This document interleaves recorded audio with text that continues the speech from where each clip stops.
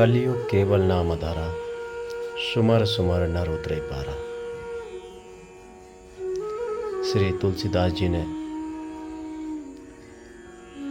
श्री रामचरितमानस में बड़े ही सुनहरे अक्षरों में लिखा है कि कलयुग श्री राम नाम आधार है। कलयुग में व्यक्ति बड़ी सुगमता से, कोई ज़्यादा ताम झाम नहीं होता है, बड़ी सुगमता से सिर्फ राम नाम का स्मरण करके इस भवसागर से उतर सकता है, श्री राम की कृपा को प्राप्त कर सकता है। अब इसमें एक बात आती है कि प्रभु साकार है या निराकार।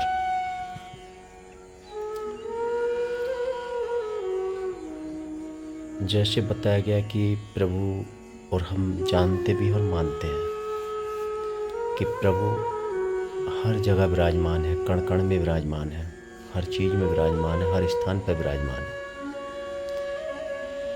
तो जो हर चीज़ पे, हर जगह में, हर स्थान पर, सभी जगह विराजमान हो, वो निराकार हो सकता है, क्योंकि साकार नहीं हो सकता। वो निराकार है जो हर चीज़ में विराजमान हो जाए, हर चीज़ में जो महसूस हो, वो निराकार है। तो ये कटु सत्य है कि प्रभु निराकार है, उसका स्वरूप निराकार है। किंतु ये भी एक कटु सत्य है कि वो साकार भी है। भक्त की भावनाओं में प्रभु का साकार रूप है। एक भक्त प्रभु को साकार रूप में मानता है, साकार रूप में पूजता है। उसकी जो भावनाएं हैं, उन भावनाओं के आधार पर प्रभु का रूप है। उसके मन में जैसा एक चित्त, एक जैसी प्रतिमा उसकी बस गई कि प्रभु ऐसे हैं, तो समझो वो वैसे ही हैं। श्री रामचरितमानस में बताया गया है कि जाकी रही भावना जैसी, प्रभु मूरत देखी तिन तैसी। जिसकी जैसी भावना है, उसने वैसी ही प्रभु की मूरत, वैसी छवि अपने दिल में पाई है। उसको वैसे ही रूप में प्रभु का एहसास हुआ है। कुछ लोग कहते हैं कि भगवान को किसने देखा है।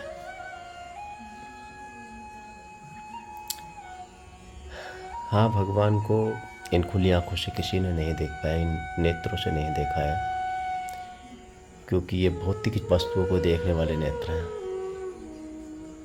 लेकिन जो हमारे अंत नेत्र, हमारे आत्मा के नेत्र, हमारे अंदर अंतर्मुख नेत्र हैं, जो हमारे भाव के नेत्र हैं, उनसे प्रभु का दर्शन किया जा सकता है। उनका ठीक वैसा ही रूप है जैसा हमारे चित्त में बसा हुआ है।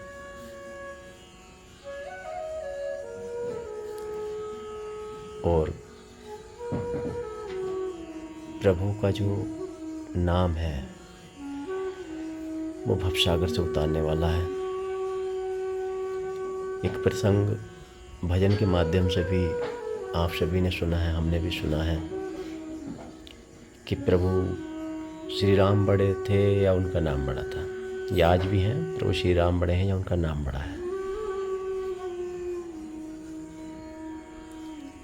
तो उसमें प्रसंग आया था कि प्रभु श्री राम से राम का नाम बड़ा है।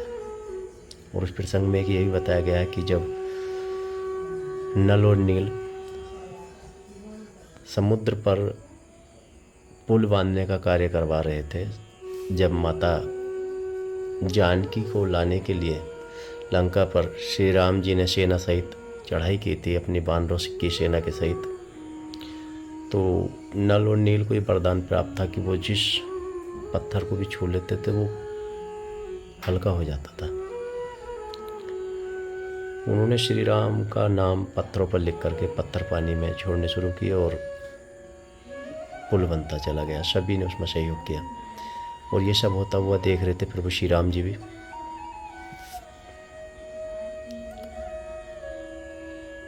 प्रभु श्री राम ने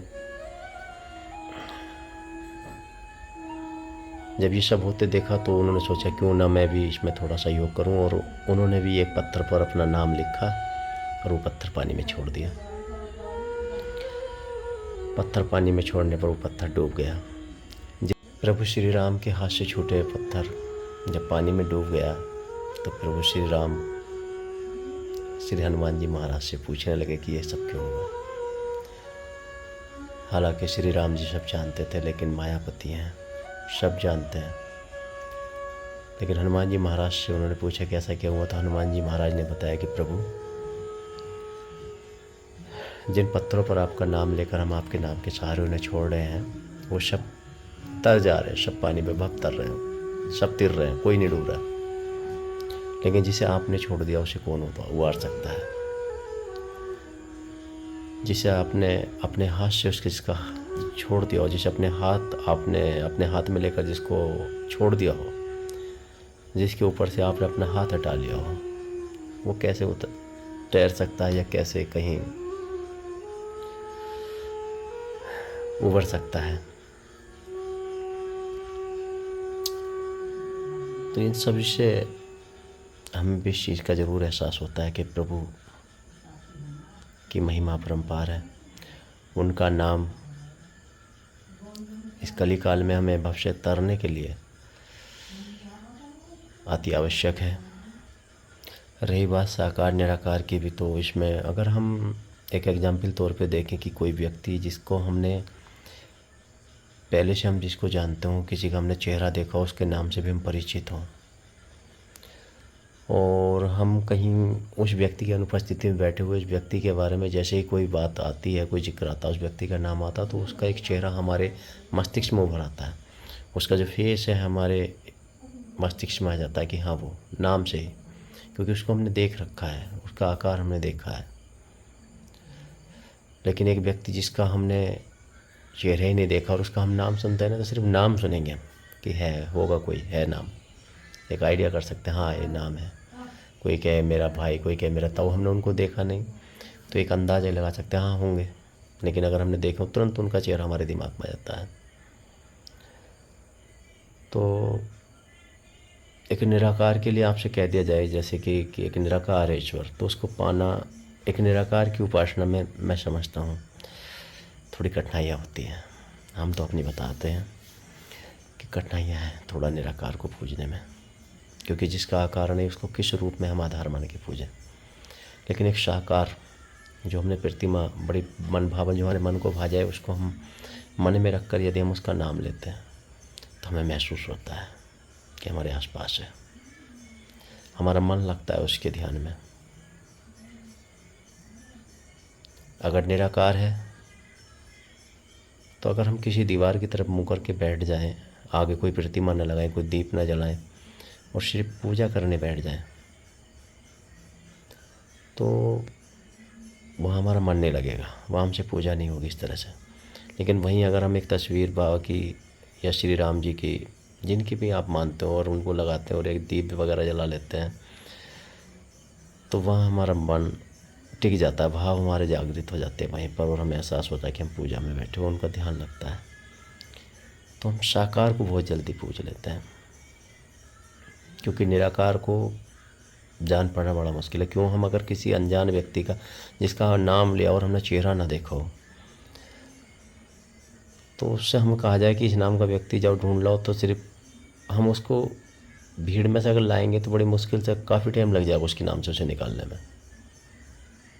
लेकिन अगर हम उसके चेहरे से वाकिफ़ हैं, हम तुरंत उसको नाम की ज़रूरत नहीं पड़ेगी, उसको सिर्फ उसका चेहरा देख कर ही उसको हम बहुत जल्दी ढूंढ कर ला सकते हैं।